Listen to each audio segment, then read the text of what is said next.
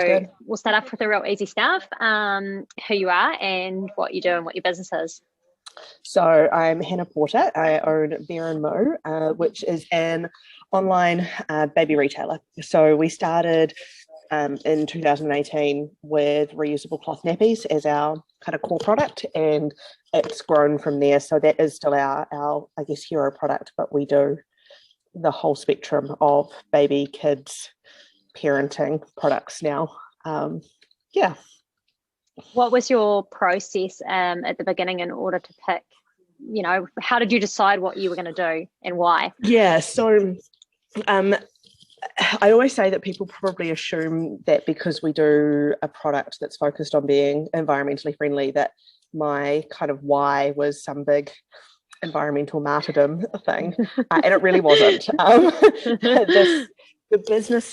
The concept of starting an e-commerce business came because I was home with two kids. I didn't want to go back to an 8 to 5 job, and I wanted to make money in a way that wasn't in a direct exchange of time for money. So I knew that I wanted to do something in e-commerce.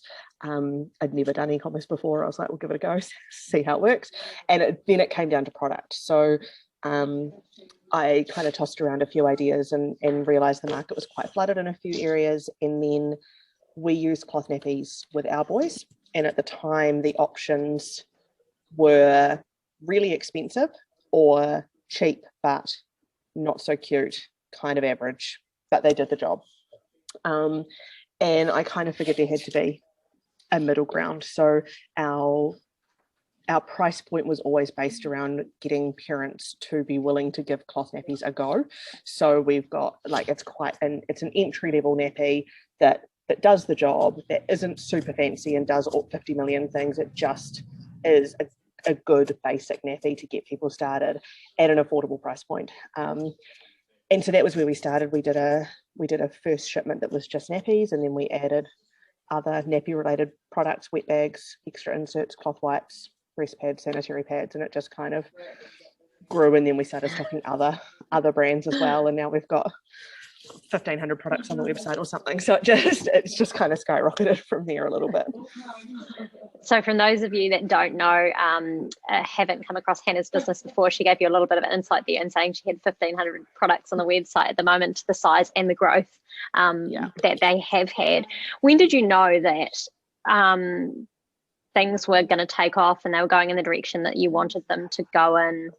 I think they've always gone okay. Like right from day dot, we like the first night we launched with pre-orders, and we had a handful of orders, and it didn't need to be hundreds or millions, but I was like, cool, okay, maybe there is going to be a market. And it's always kind of steadily grown. We did a couple of $100 that first month, and I was stoked. And then we, got to the point where we were doing maybe $1,000 a month, and then a couple of thousand a month. And then it really, really took off when COVID kicked in last year for us, which is a very weird thing to not be happy about. But I knew that so many businesses were struggling, and we weren't. Obviously a lot of our audience is stay-at-home mums or even working mums, but often it's younger children, so they're often still at home on maternity leave, and suddenly they couldn't go out, and they couldn't go to lunch, and they couldn't buy coffee, and they couldn't do things, and so they had more disposable income, and they were going to be home for a month, and they didn't want to go to the supermarket to buy nappies. And so there seemed to be like this collective around the country where they went, maybe we'll try cloth. And it really did take off. We were suddenly having $80,000 months that were just, doubling what we had been doing. And it, again, just continued to grow from there. So I think we've been lucky that we've always had a little bit of growth each month, and we could see that there was demand. But now it's consistent, and we know that we've got a good thing, I guess. Where did those first few handful of orders come from? What had you been doing before you did that first pre-order? So social media was pretty much all we had done. So I had a Facebook page and an Instagram page set up. I was never a big Instagram user before that. I had an account, but I didn't exactly post on it regularly, but I knew that that was kind of an audience. I knew that there was an audience of mums on there who used it for engagement and connection with other people and things like that. So we had both of those accounts set up, and then we set up a Shopify website. Or I set up a Shopify website, and and it was, I guess, like I kind of invited friends and family to like the pages at the beginning, and then tried to use hashtags and tried to find, you know, other cloth nappy parents and cloth nappy pages, and did a little bit of that, you know, trying to use the right hashtags and finding those people so that they could then find us. But it was slow growth to begin with. Then we did things like giveaways, and partnering with other groups, other pages that maybe had more followers than us, to see if we could try to help some of their audience come over, and then moving into a little bit of influencer marketing and brand reps and things like that to help get the name out there. So yeah, it was, I think the growth has been consistent with how we've expanded on the marketing over time as well. Definitely. It's really interesting that you talk about where you were beforehand with Instagram and things like that, and how pivotal that plays as a role in your business now. And that's probably the key aspect that's growing of the cult following that you have, is through that personal connection with you, largely via Instagram. We wouldn't have a business without Instagram. Facebook it definitely still has its place. We've got a Facebook group as well as the Facebook page, and they are both, you know, running Facebook ads, and the group and all of that has been really, really good. But it's the personal connection you get from Instagram through Instagram stories and things that has made the difference, I think, because a lot of people have often said that they buy from us because they feel like they know me and they know where their money is going, and they know that I'm relatable or things like that. And I think that's what you get when you do Instagram stories from your house in your dressing gown, just dealing with mum life. And so totally relatable for your audience. Yeah, exactly. Yeah, I feel it. Mm-hmm. There is no perfection on my Instagram page, that's for sure. At what point did you get to in your business where you were like, I can't do this alone? And how did you decide what things you needed, what support you needed first, right from having someone help you pack through to, you know, everything else? Yeah, the packing was probably one of the last ones that came about. So, well, I mean, you know, my husband would help at home, or my mum, or, you know, every now and then somebody might come and give me a hand. But it was the things that I knew weren't my strengths. Like, I can pack an order. It's not a difficult thing to do. And most people could pack an order. Once you know the system and you know how we do it, it's easy to teach. But my first step was, what are the things that are taking up more time?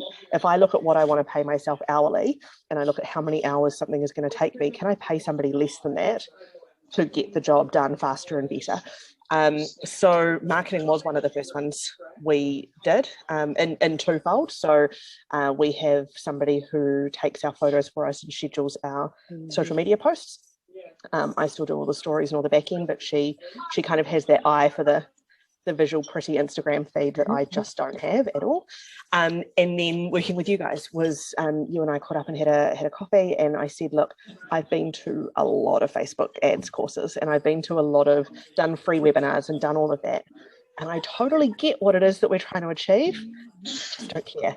I don't care enough about the stats. I don't care. Like, I can't look at ads and look at the analytics and go, okay, so this means that I should pause this ad and put more budget in here and change this text and all of that. Like, I know logistically all of that, but the energy and the time it would have taken me to get it right, I'd rather pay somebody to get it right, either from the first time or figure out there's a problem really quickly and fix things.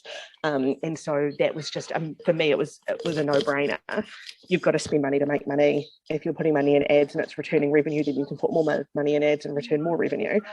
But I was like, I feel like I'd be throwing money at a wall and seeing what sticks, where I could pay somebody who knows what they're doing and kind of can put a plan in place that makes sense for our business. It's quite interesting because both of those two things you identified, there's an energy component to them. Like, if you were to go and work out how to create these pretty photos, or to get into the nitty-gritty of ads, for you, it would be quite energy draining. So Not only identifying the time for money thing, but the stress and the, you know, what parts you don't want to do anymore, and just not doing them.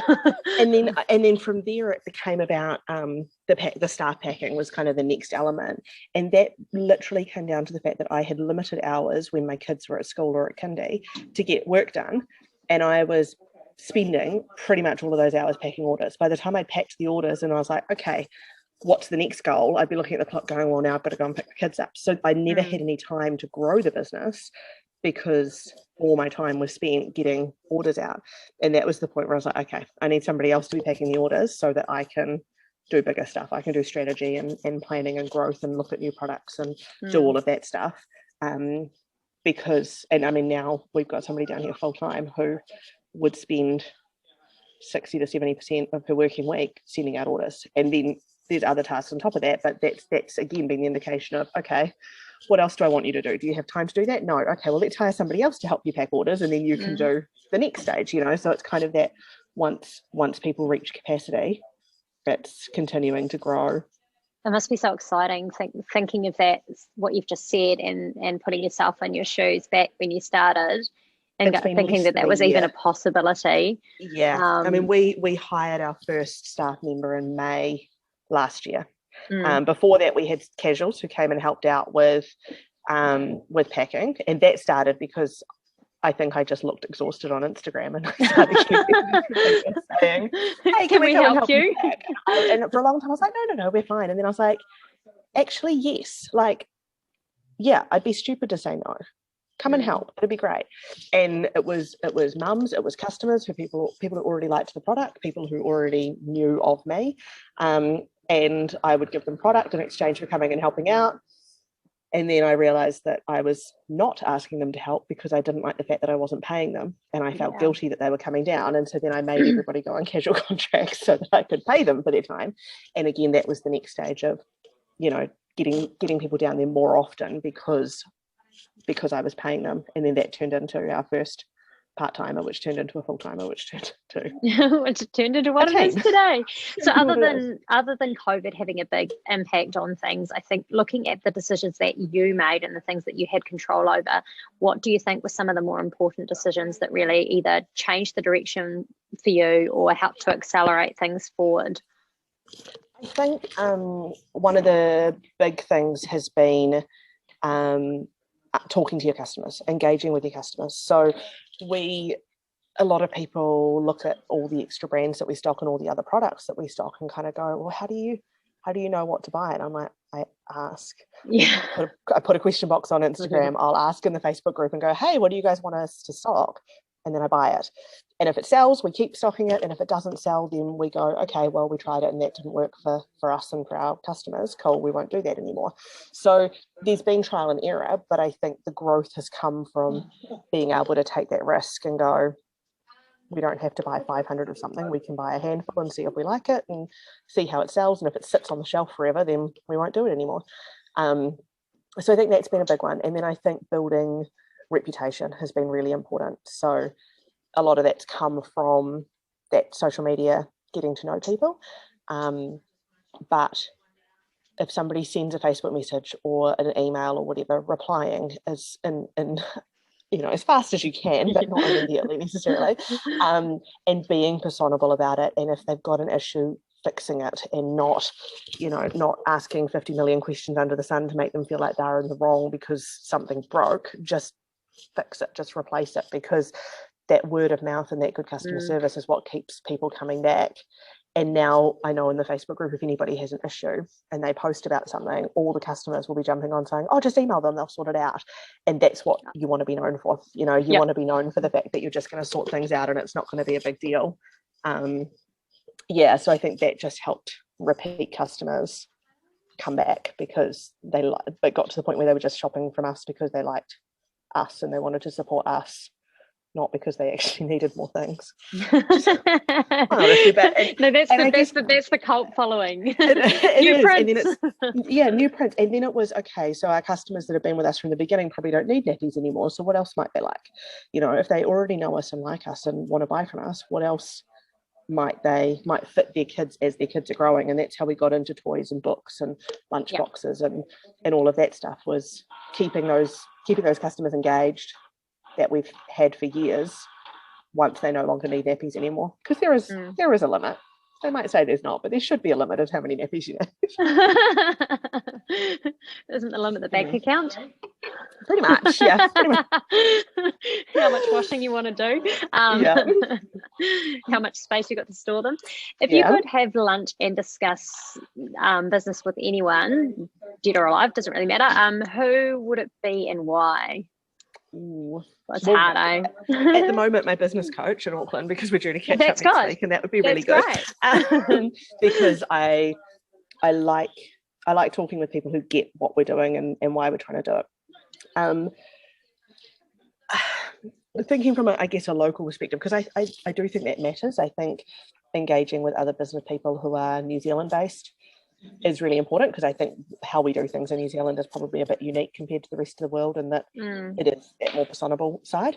Miria Flavel from Hene Collection is one that I've tried to catch up with for coffee a couple of times now. Schedules just don't align, but the growth that Hene's had over the last few years, has been huge, and I think it would be really interesting to kind of look at how they're doing things, because they're now doing 3PL warehousing, which we're not, but they've expanded quite drastically. I think Renee from Lactation Station and I we catch up at expos and things, but I think it would be a great lunch to sit down and actually yarn and talk about how we do things.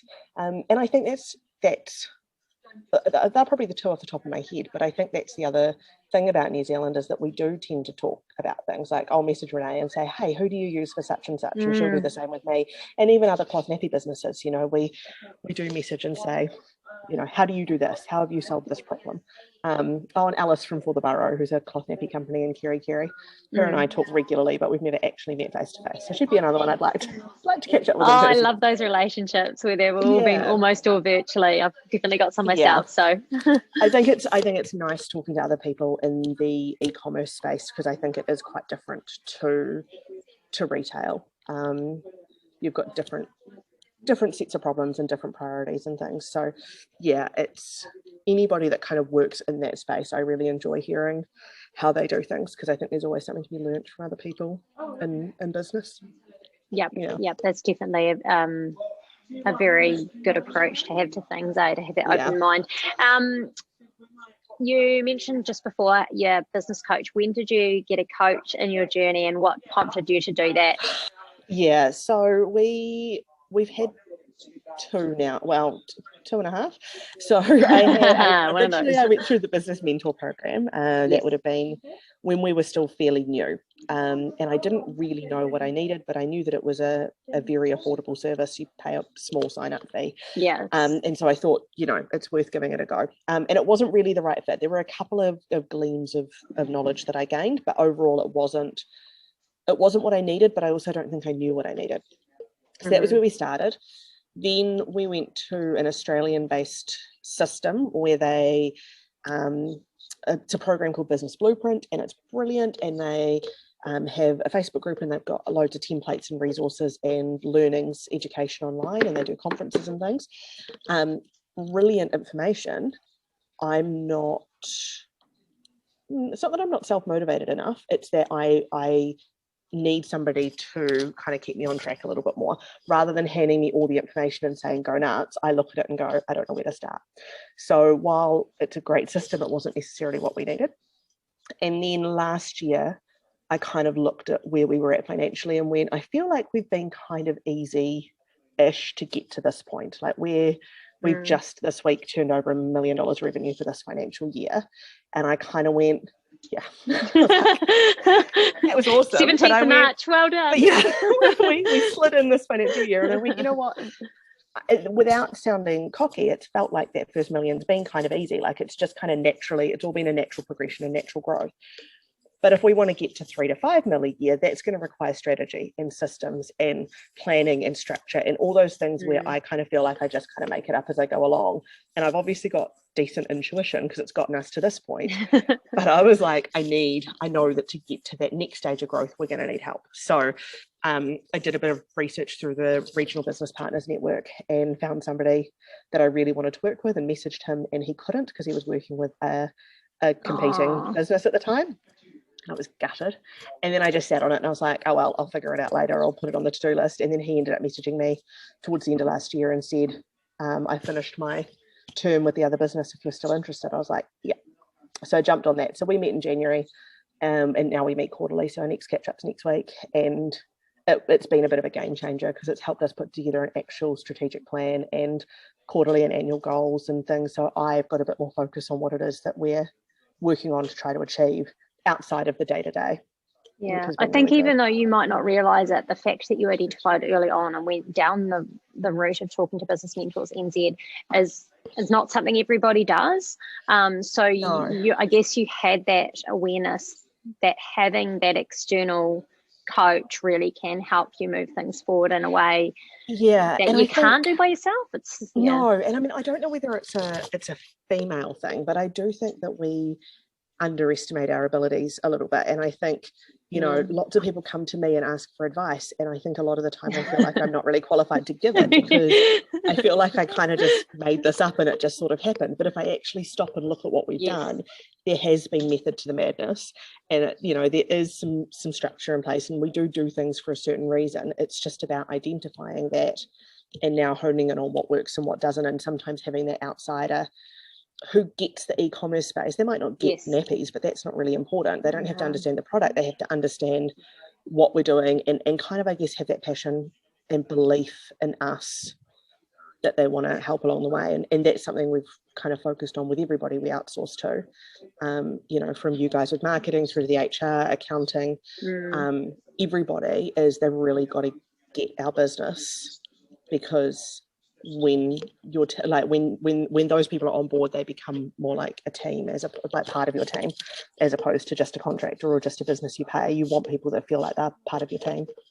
Yeah. How have you found that process, finding the right people to be part of the team, whether it's physically or otherwise? It can be challenging, but it seems like you've done a really good job, and you feel like, where you're at now. I think but prior to Bear Moo, I still do own a business as a marriage celebrant and wedding planner. And I think things like that, that's been running 6 or 7 years, and I think I've had either 3 or 4 websites in that time, because every time I went with the person that was recommended or the person I thought I had to go with, and then I've realized the issues that we've had, and so then we found somebody else who has helped with those issues, and it took me a long time to trust my gut a little bit. And I think when you're in business Facebook groups and things like that, you ask for recommendations and the same people pop up, and so you think, oh, well, they must be good. So you go with them, but it's not actually about whether the person is good, it's about whether they get your business. And so somebody could be epic and just not the right person for you. And so it has been a lot of trusting my gut and a lot of being willing to talk to multiple options and then going, okay, this feels right. And I think that's a perk that we have as women in business, is we kind of do have that sixth sense and that intuition, that it isn't necessarily always about, like, I don't choose based on the cheapest option ever for anything, pretty much, because I look at all the factors and go, this one's going to cost me an extra $10 a month, but it's going to do what I want and it's going to save time, or this person's going to get me more, or whatever. It's about that quality over price every time, which is a luxury that comes with making more money, is that you can afford to spend more on things that matter. But not being afraid to look elsewhere and find the right people, I guess. Well, you often find that if you haven't found the right person or software or whatever it is that you're purchasing, that it ends up costing you more in the long run anyway, because it makes the job harder, whether it's something to do with inventory management or anything. If you end up with the wrong solution, it ends up taking you 6 times as long. Yeah, I mean, there is an element of done is better than perfect. And I know that we started off that way. Like, I threw together a website one night and went, oh, well, we've got a website now and we'll just adapt it and change it and fix things as we go. But then there's definitely other elements. Like we had an accountant for 2 years who was a friend of a friend. He always did my celebrancy accounts. It was cheap, it was easy, he was great.